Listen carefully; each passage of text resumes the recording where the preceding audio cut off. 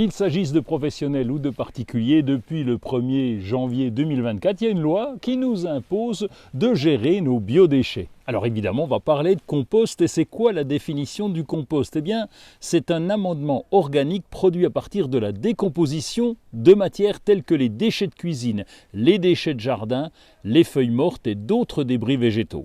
La loi vise à éviter de retrouver ces épluchures et ces restes de repas dans la poubelle.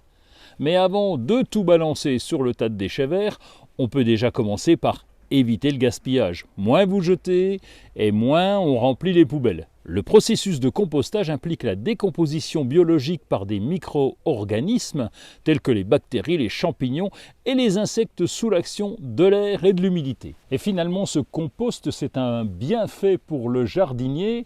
On va utiliser le compost lorsqu'il est bien mûr et on va pouvoir le répandre sur le jardin. Il enrichit le sol en nutriments essentiels, il améliore la structure de la terre et il favorise la rétention d'eau et réduit la nécessité d'utiliser des engrais.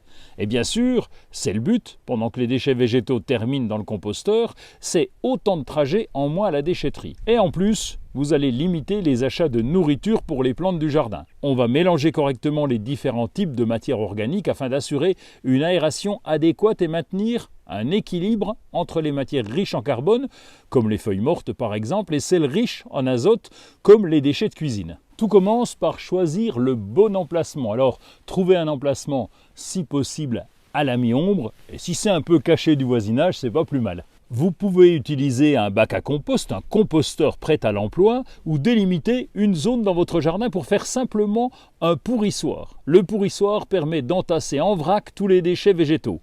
C'est pas vraiment dans les règles de l'art, mais ça marche aussi. Là, il faut plus de temps. Le composteur, lui, doit avoir une bonne aération pour favoriser le processus de décomposition. Le secret, encore une fois, pour un compost de qualité, c'est de bien équilibrer les matières riches en carbone avec celles riches en azote. Si vous avez un potager ou un carré potager, bien c'est parfait parce que vous allez pouvoir étendre ce compost, l'incorporer à la terre pendant l'hiver.